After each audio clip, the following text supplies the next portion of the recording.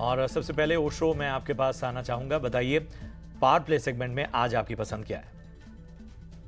दो बाई का रिकमेंडेशन है मेरा, इन दोनों पोजिशनल बेसिस पर है।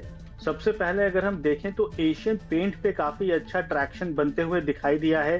पिछले हफ्ते तक काफी करेक्शन फेज में था, मतलब medium term profit booking phase में था, बट अपने 200 डे एसएमए से टर्न अराउंड हुआ है।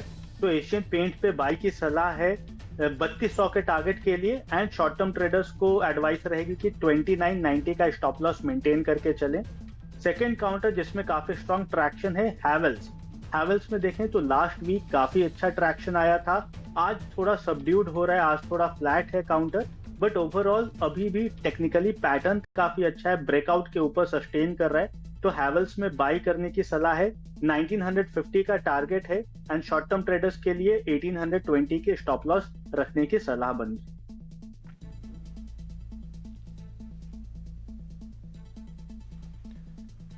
चलिए, तो ये है राय ओशो जी की तरफ से। बढ़ते हैं अक्षय आपके पास, बताइए आपकी पसंद क्या है? जी, कोल इंडिया 521 करेंट मार्केट प्राइस है। ब्रॉडर प्राइस स्ट्रक्चर बहुत ही मजबूत है। शॉर्ट टर्म में 500 का एक सपोर्ट एरिया बनने के बाद स्टॉक अच्छा खासा उछल रहा है, तो मेरा मानना है कि 540 का रेजिस्टेंस ओवरकम करके स्टॉक 560 या 570 तक चलेगा। तो 500 के नीचे स्टॉप लॉस बना के आप कोल इंडिया बाय करें, टारगेट एरिया 560 से लेके 570। दूसरा ट्रेड है अल्ट्रा सीमेंट, अल्ट्रा सेमको, जिसकी करंट मार्केट प्राइस करीबन 11370 के आसपास है। सिमिलर प्राइस स्ट्रक्चर है, बार बार 11,000 11,200 के स्तर से उछलता है स्टॉक, सपोर्ट एरिया से घुमा है और उम्मीद कर रहा हूं कि 12,000 जल्दी छू जाएगा। तो 12,000 के टारगेट के लिए करंट मार्केट प्राइस पे आप अल्ट्रासेम को बाय कीजिए, स्टॉप लॉस आपका बनेगा 11,000 के नीचे।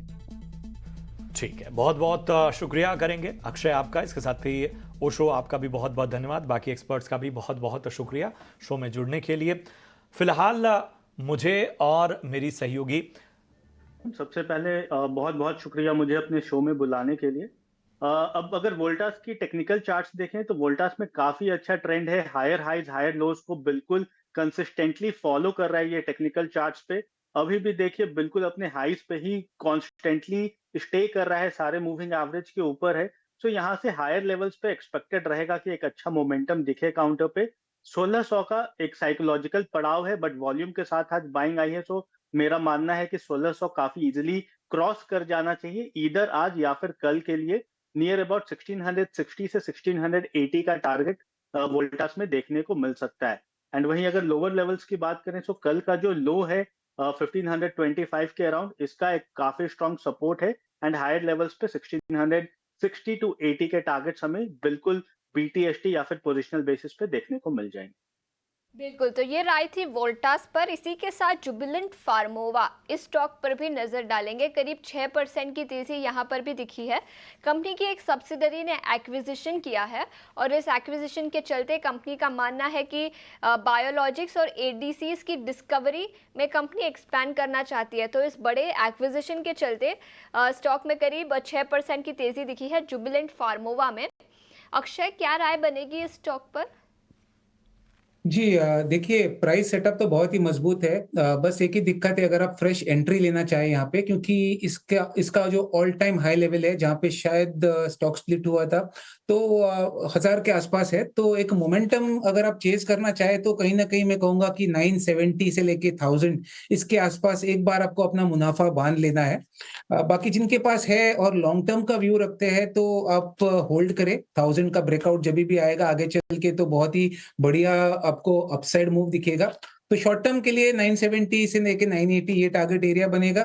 लॉन्ग टर्म के लिए तो होल्ड ही करना है, बहुत ही मजबूत प्राइस स्ट्रक्चर है। नई खरीदारी के लिए मैं एडवाइस नहीं करूंगा at the current rate in Jubilant pharma. ठीक है, तो जुबिलेंट फार्मोवा पे ये राय अक्षय जी की आपको मिलती हुई। चलिए बढ़ते हैं आगे। अगर हम निफ्टी 500 में देखें तो यूफ्लिक्स में आज ज़बरदस्त तेज़ी नज़र आ रही है। 12.5% ये स्टॉक इस वक्त तेज़ी के साथ आगे बढ़ता हुआ आप देख सकते हैं कि अच्छे वॉल्यूम के साथ ट्रेड हो रहा है और अपने 52 वीक्स हाई को भी ये क्रॉस कर चुका है। इसके अलावा अगर हम बात करें तो ख़ास तौर पे IIFL फाइनेंस यहां पर भी अच्छी तेजी नजर आ रही है, 9% ऊपर आईएफएल फाइनेंस। तो यूफ्लेक्स और आईएफएल फाइनेंस, नागराज जी जरा राय दीजिए। माफ कीजिएगा, ओशो जी हमारे साथ हैं। ओशो जी, यूफ्लेक्स और आईएफएल फाइनेंस पे जरा अपना नजरिया दीजिए, अच्छी तेजी नजर आ रही है दोनों स्टॉक में। सी यूफ्लेक्स में देखें तो बहुत ही स्ट्रांग मूवमेंट आया है 2 दिनों से। नियर अबाउट 580 से 760 तक काउंटर पहुंच चुका है।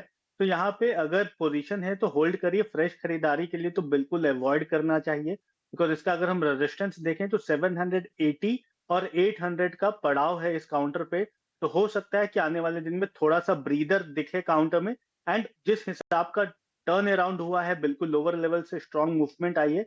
जो एक्सपेक्टेड रहेगा कि अगर थोड़ा कूल ऑफ होता है नियर टू 680 से 700 के जोन पे, तो वो एक बाइंग का अपॉर्चुनिटी प्रोवाइड कर सकता है। तो जिनके पास पोजीशन है वो पोजीशन होल्ड करें, और 20 से 30 पॉइंट्स के लिए फ्रेश पोजीशंस के लिए थोड़ा इंतजार करना चाहिए। वहीं आईआईएफएल फाइनेंस की बात करें तो आईआईएफएल में अप्रोक्सीमेटली आज का जो मूव है ये काफी अच्छा है, बट ओवरऑल अभी भी अपने करेक्टिव फेज में सारे मूविंग एवरेजेस के नीचे ही सस्टेन कर रहा है। सो अभी जो क्रूशियल जोन रहेगा इसमें देखने के लिए वो है 450 का लेवल्स। 450 के ऊपर अगर ये काउंटर निकलता है तब बिल्कुल खरीदारी की राय बनेगी। यहाँ काउंटर पे हायर लेवल्स पे नियर अबाउट 500 के टारगेट्स देखने को मिल सकते हैं। टेक्निकली एक पॉजिटिव क्रॉस ओवर हुआ है ओवरसोल्ड टेरिटरी से, बट हमें बहुत ज्यादा जल्दबाजी नहीं करनी चाहिए। जब ये बेरिश गैप को फिल कर देगा उसके बाद हमें बाई करना है 500 के टारगेट के। ठीक है, तो ये है नजरिया आईएफएल फाइनेंस और इसके साथ ही यूफ्लेक्स पर आता हुआ ओशो जी की तरफ से। चलिए बढ़ते हैं आगे। कुछ जरा ऑटो पॉकेट्स में दो अहम स्टॉक्स की जरा चर्चा कर लेते हैं, हीरो मोटो और संवर्धना मदरसन। हालांकि कुछ खास कारोबार नहीं हो रहा है, लेकिन अक्षय जरा बताएं किस रणनीति के साथ आगे बढ़ा जाए संवर्धना मदरसन में और हीरो मोटो में। देखिए, हीरो मोटोकॉर्प में थोड़ी सी बिकॉली का दबाव जरूर है। शॉर्ट टर्म में 5800 से लेके 5161 का करंट मार्केट प्राइस है, बट वीकली चार्ट्स पे देखे तो कहीं ना कहीं 5000 और 5100 के स्तर पे थोड़ा सा एक बाइंग का डिमांड जरूर देखने को मिला है। वॉल्यूम्स इंप्रूव हो रहे हैं, ओवरसोल्ड से स्टॉक वापस एक पुल बैक की कोशिश में है। तो कहीं ना कहीं 5000 और 5100 के रेंज में एक सपोर्ट बनने की खोज में है। तो आप यहाँ पे एक ट्रेडिंग के लिए एक बाइंग पोजीशन बना सकते हैं। रिस्क रिवॉर्ड का जो पे ऑफ है बहुत ही बेहतरीन है करंट मार्केट में। आप ले तो थोड़ा सा आपको ट्रेड में शायद 8 to 10 ट्रेडिंग सेशंस का टाइम देना पड़े। रिकवरी करेगा तो टारगेट एरिया आपका बनेगा 5445, ये आपका पहला टारगेट, और उसके बाद 5600। स्टॉप लॉस आपका बनेगा 4950 का।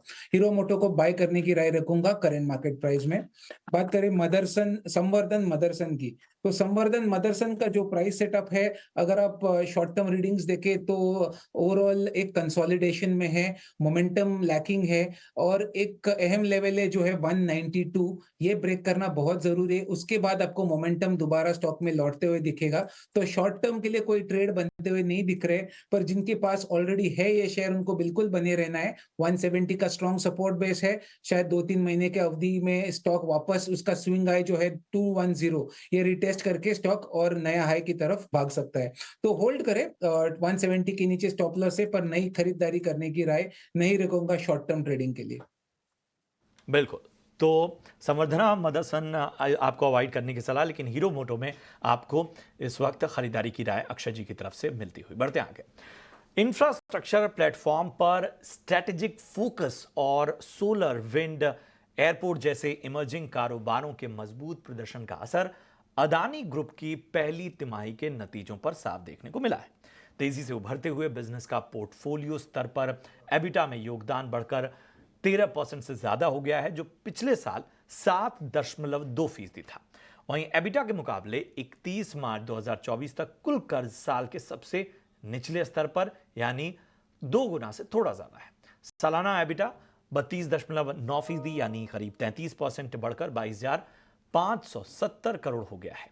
वहीं पहली तिमाही में मुनाफा सालाना आधार पर 50% बढ़कर 10,279 करोड़ रहा है। चलिए यहां रुकेंगे एक छोटे से ब्रेक के लिए।